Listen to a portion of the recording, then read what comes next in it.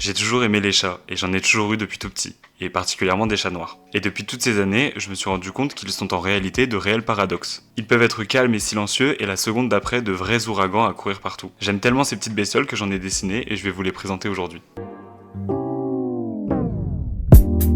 Pour ce premier petit chat, il va falloir être très doux. Il est un peu sensible et il a vécu des trucs pas faciles. Après, je pourrais pas vous dire quoi exactement, il est un peu mystérieux. Il parle pas souvent de ses problèmes, mais ça se voit qu'il en a gros sur la patate. Il a toujours une clope au bec et il a l'air d'aimer fumer sous la pluie. Ça lui donne un effet dramatique. Je crois qu'il aime bien jouer de ça. Mais bon, on va pas l'embêter plus longtemps, il a besoin de regarder la pluie tomber en silence. Donc on va passer au prochain.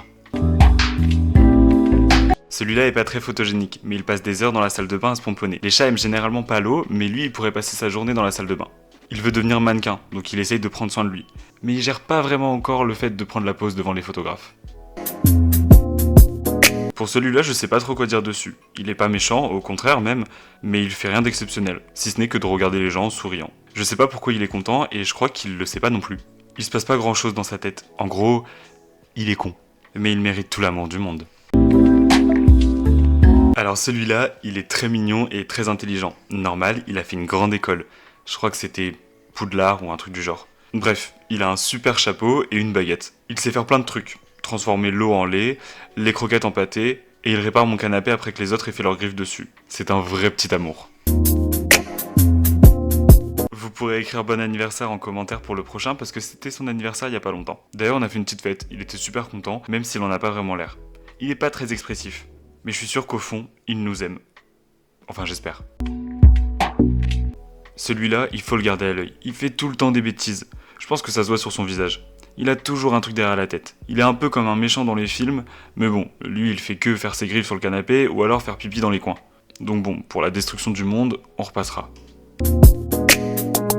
Par contre, celui-là, il pourrait vraiment détruire le monde. C'est une espèce de super chat. Il est énorme et il a des yeux laser. Assez original, n'est-ce pas ? Quand il est pas content, ça lui arrive de détruire quelques villes. Mais bon, ça arrive à tout le monde d'être en tempête émotionnelle. Mais quand il est calme, c'est un super chat. On peut dormir sur son ventre, il fait de super ronrons, et ses yeux laser, c'est pratique pour réchauffer les plats ou pour les épilations. Alors celui-là, il est dangereux, mais c'est pas vraiment sa faute, c'est plus qu'il est super maladroit. Mais il est super serviable. La dernière fois, il voulait faire une machine, mais je sais pas comment il s'y est pris, mais il a réussi à y mettre le feu. Ouais, il est vraiment pas doué. Mais ça se voit qu'il se sentait coupable. Il a pas vraiment confiance en lui, alors il faut l'encourager. Puis tout le monde fait des erreurs, hein. Qui n'a jamais brûlé une machine à laver ? Et de toute façon, c'est ok. Voilà, je vous ai présenté tous mes petits chats, il y en a peut-être qui vont arriver dans l'avenir, mais je sais pas encore parce qu'ils débarquent un peu à l'improviste.